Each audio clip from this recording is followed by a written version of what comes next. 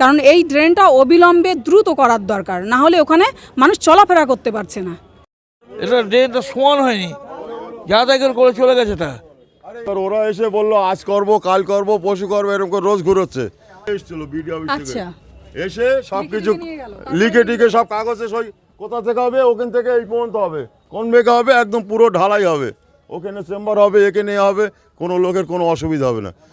এইবার প্রধানের সঙ্গে আমরা বললাম এই সপ্তাহ হবে, পরের সপ্তাহ হবে। এইবার ওখানে পিছনে যে ট্যাক্সের যেদিনই ঢালাই হলো ওই দিনই ও কথা হলো 2 তারিখে, ফাল্গুন মাসের 2 তারিখে আমার সঙ্গে কথা হলো দুপুরবেলা, বলে 12 তারিখের মধ্যে হবে। ড্রেন হয় না কি ড্রেনে কোনো নির্দিষ্ট গাইডলাইন আছে, মাপ আছে, মাপজোক কিছু আছে? আর এই বাজার কমিটির কাজ, এটা কি করছে বাজার কমিটি? এই ড্রেন বলে এটা কতদিন হয়েছে? এটা কতদিন হলো এইভাবে এ করে দিয়ে চলে গেছে? কোন কন্ট্রাক্টর ছিল এখানে, কাজ কে করছে?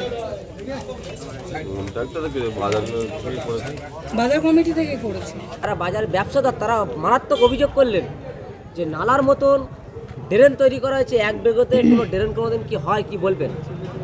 দেখুন, এটা আমি অভিযোগ পেয়েছিলাম, সেটা খতিয়ে দেখতে গিয়েছিলাম, কতটা সত্যি মিথ্যে গিয়ে দেখলাম সত্যি। ওইখানে 1-1.5 বিঘত মতো খুঁড়ে রেখেছে, তার ডিপো নেই, খুব কম, মানে ওই কত হয়তো খুব জোর 1/2 ফুট হবে এরকম কিছু একটা, ঢালাইও নেই, কিছু নেই, শুধু মাটি মাঝখান থেকে খুঁড়ে চলে গেল। কিন্তু ওই বাজারের মধ্যে 2 দিকে দোকানদাররা বসে আছে, মাঝখানে যে পজিশনটা ছিল 4-5 ফুট, মনে হয় 3 থেকে ওই 3-4 ফুট এরকম একটা ডিফারেন্স হবে, তার মাঝখান দিয়ে একটা নালা বার করেছে। এখন ওইভাবে যদি ওখানে যারা ঘরে তৃণমূল নেতাদের সঙ্গে তাদের অভিযোগ, তাদের নাম, হ্যাঁ, তাদের নামটাও উঠে এসেছে যে অমুক অমুক এসেছিলো, এই করেছে। সেখানে পঞ্চায়েত সমিতি, আমাদের বিডিও স্যার বা বিডিও অফিস থেকে কয়েকজন অফিসাররা, আধিকারিকরা, তারাও নাকি গিয়েছিলেন, দেখেছেন এবং নোটও করে নিয়েছেন যেখানে একটা ড্রেন হবে ওইখানটাতে, বাজারের মধ্যেখানে ওইখানে একটা পাকা ড্রেন দরকার এবং ওর উপরে কভার লাগানো থাকবে।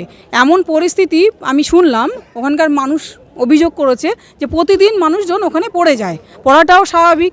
2 দিকে যখন দোকান বসছে 1-1.5 ফুটের মধ্যে চলাফেরা তো করতে পারে না, মাঝখানে গাড্ডাতে পড়ে যাওয়াটাও স্বাভাবিক। সেখানে যদি বৃষ্টি হয় আরও সমস্যা, পিচ্ছিল হয়ে যায় ওই জায়গাটায়।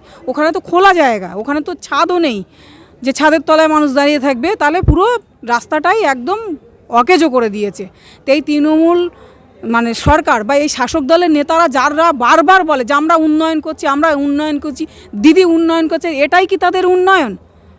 এটা কি ধরনের উন্নয়ন বলে যে বাজারে যেখানে 3-4 ফুট জায়গা আছে তার মাঝখান দিয়ে আমি 1-1.5 ফুট খুঁড়ে দিলাম, 1-1.5 ফুট খুঁড়ে আজ 4-5 মাস, 7-8 মাস এরকম হয়ে গেছে একটা। তাহলে এতদিন কি ওনাদের বাজার কমিটি কি করছে ওখানে? ওনারা কি শুধু তোলা তুলতে ব্যস্ত আছে? আর কিভাবে ওই কোনো একটা নেতা বলছিল যে সেখানে ক্যানিং পূর্বের বিধায়ক ছিল, তার সামনে বলছে যে আমরা করে কেমড়ে খাওয়ার জন্য, কারণ শওকত মোল্লার হাত শক্ত করতে হবে, তাহলে 5 বছর করে কেমড়ে খেতে পারবো। তো এইভাবে করে কেমড়ে আর কতদিন খেতে পারবে, আর কতদিন এইভাবে খাবে? এই জবাবটা ওনারা একটু দিক, একটু লজ্জাও করেন এই কথাগুলো বলতে, এই কাজগুলো করতে। আপনারা বলছেন তৃণমূল কংগ্রেস উন্নয়ন, তৃণমূল কংগ্রেস মানে উন্নয়ন।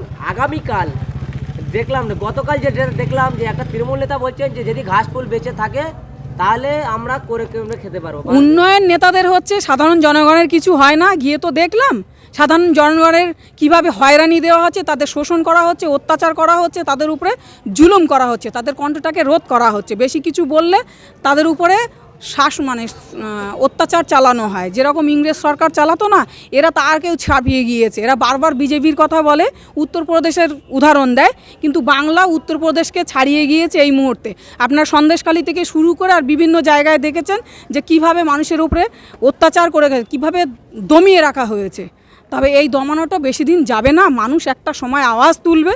যেমন ভাঙড় পথ দেখিয়েছে, সন্দেশখালী পথ দেখাচ্ছে, আস্তে আস্তে পুরো বাংলার মানুষ কিন্তু পথ দেখাবে।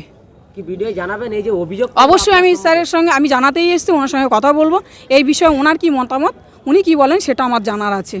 কারণ এই ড্রেনটা অবিলম্বে দ্রুত করার দরকার, না হলে ওখানে মানুষ চলাফেরা করতে পারছে না। কি পরিস্থিতি করে রেখেছে।